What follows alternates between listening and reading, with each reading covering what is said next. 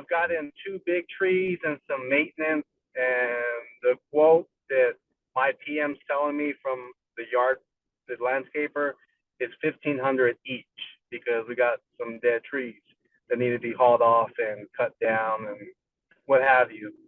Now, is this something you normally kind of include, like when you're budgeting for these kind of houses? Because it would make sense to do it, but I haven't done this because the contractors that don't do the landscaping.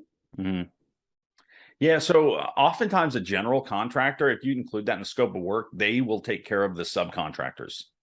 So when you ask, I want all of this stuff done, I don't care who does it, I just want it done. They're responsible for them going find and getting the bid, find the right person that's going to do it.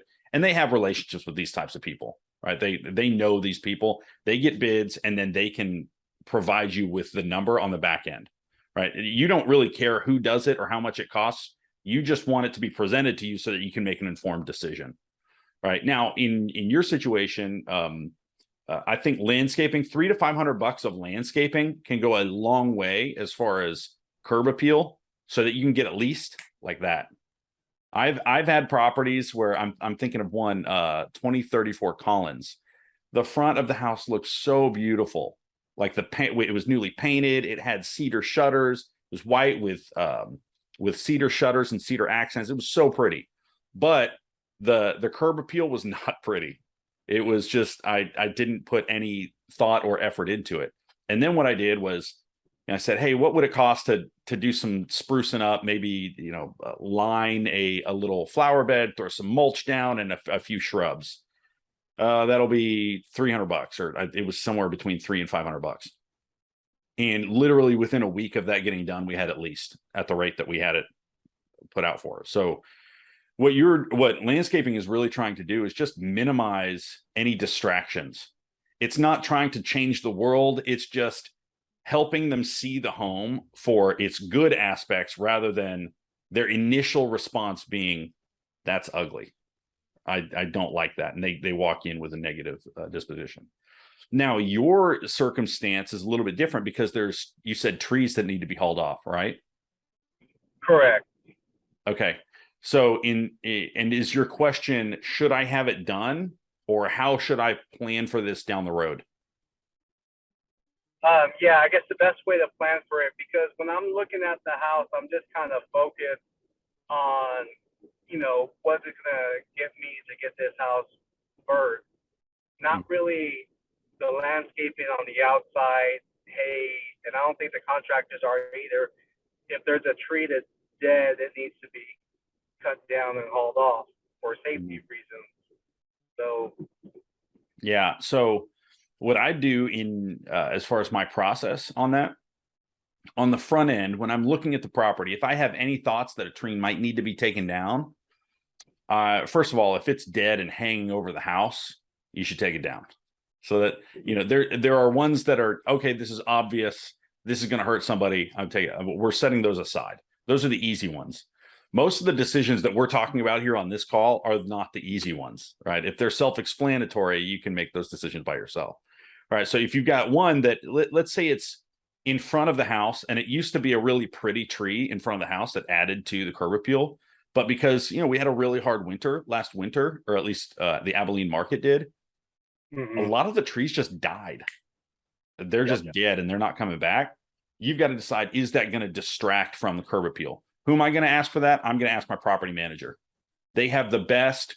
When they go tour properties, they get all the feedback from people. They're showing it to people and they say, well, this room is too small. I don't like chain link fences. There's a dog on the other side of this fence that I think might scare my little girl. There's trees that look like they might fall in the house. All of those things end up as expertise in their mind.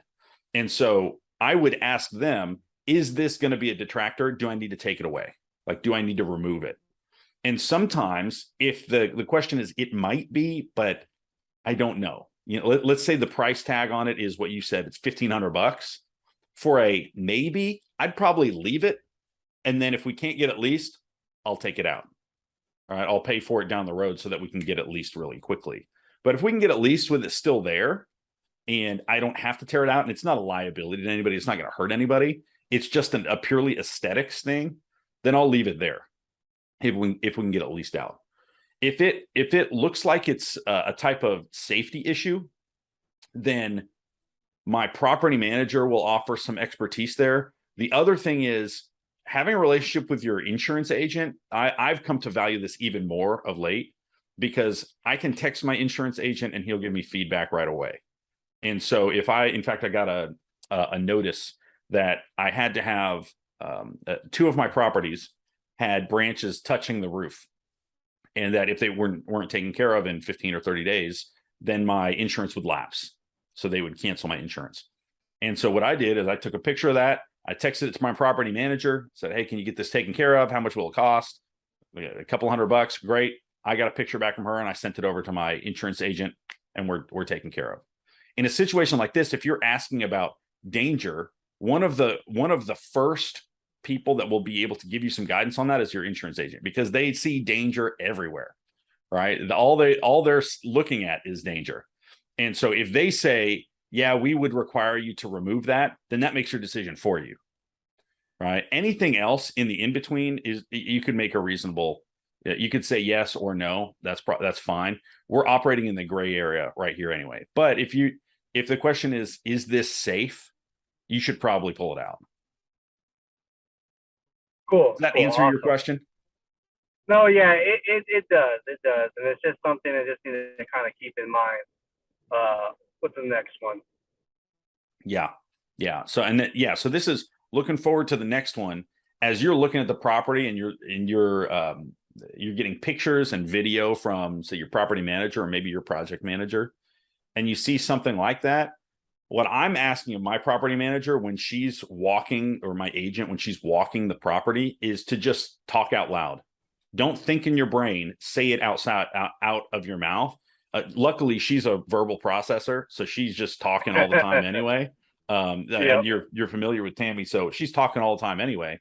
And she sees a lot of detail. In fact, some things she's like, I don't like that. That needs to be done. And some of those things I don't do because they don't make sense for the property, for what I'm doing.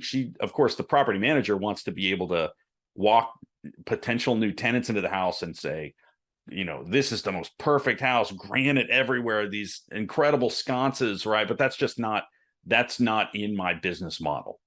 All right. But it makes it easier for her to rent. That's totally fine.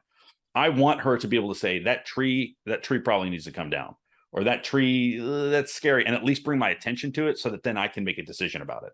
But it's on you to be able to make a decision about it. So that's how I orient my process to be able to protect myself in situations like this.